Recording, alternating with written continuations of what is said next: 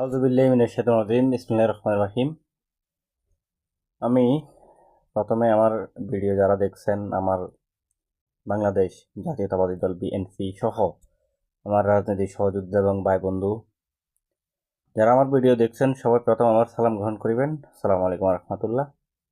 আজকে আমি আপনাদের মাঝে একটি কথা তুলে ধরতে চাই। কথাটা হচ্ছে 2023 সালের 14ই আগস্ট বাংলাদেশের সকলের প্রিয় শায়েখ হযরত মাওলানা দেলোয়ার হোসেন সাইদী সাহেব মারা গিয়েছেন। আজকে আমার প্রশ্নটা হলো, সাইদী সাহেব মারা গিয়েছেন। মারা যাওয়ার পরে বাংলাদেশে আওয়ামী লীগ ছাড়া সর্বদলের সর্বস্তরের জনসাধারণ ইন্না লিল্লাহি ও ইন্না ইলাইহি রাজিউন এই কথাটা ফেসবুকে হলেও লিখছেন, যদিও মুখে না বলে।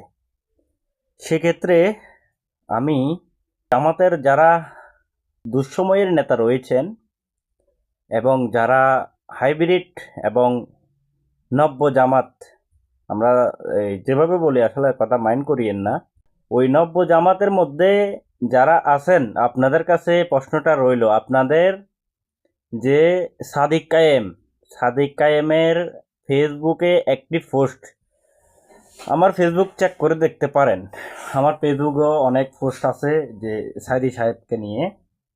আজকে যদি সাদিক কায়েম যদি একটি পোস্ট দিয়ে থাকে ইন্না লিল্লাহি ও ইন্না ইলাইহি রাজিউন, যে আল্লামা দেলোয়ার হোসেন সাইদী সাহেব মারা গিয়েছেন, কোনো ফেক না, রিয়েল সাদিক কায়েমের বর্তমান যে আইডি আছে, কোনো এডিট মেডিট হলে হবে না। সাইদী সাহেবকে নিয়ে বাংলাদেশের আওয়ামী লীগের মধ্যে অনেক লোকে পোস্ট করছিল। কেন করছিল জানেন? কারণ সে ভালো মানুষ ছিল, তাকে ভালোবাসে বিদায় পোস্ট করছিল। সেক্ষেত্রে দলের ভিতর যে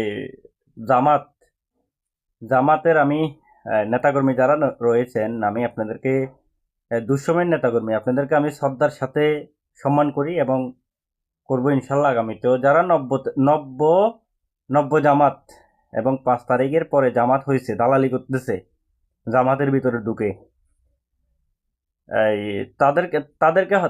তারা হয়তো আমার এই ভিডিও দেখলে তাদের হয়তো জ্বলবে। কেন জ্বলবে? কারণ আমি তো সবসময় এই সত্যটা তুলে ধরতে চাই। সেক্ষেত্রে ওদের জ্বলে, বা ওরা আমাকে যে ব্যাক কমেন্ট আসছে ওগুলা করে, খারাপ কমেন্ট করে, খারাপ কথা বলে। চলার পথে সে চলবে, কে কি বলছে কে কি না বলছে পেছনে ফিরে দেখলে হবে না, আপনার গতি এগিয়ে যেতে হবে। সেক্ষেত্রে আমিও বলতে চাই যে সাদিক কায়েম সাহেব, উনি যদি সাইদী সাহেবের জন্য একটা পোস্ট দিয়ে থাকে, তাহলে পোস্টটা রিয়েলভাবে আমাকে প্রমাণসহ যদি কেউ দিতে পারে, তাহলে খোদার কসম আল্লাহর রাজনীতি ছেড়ে দেব। শুধু এজন্যই ছেড়ে দিব যে সাদিক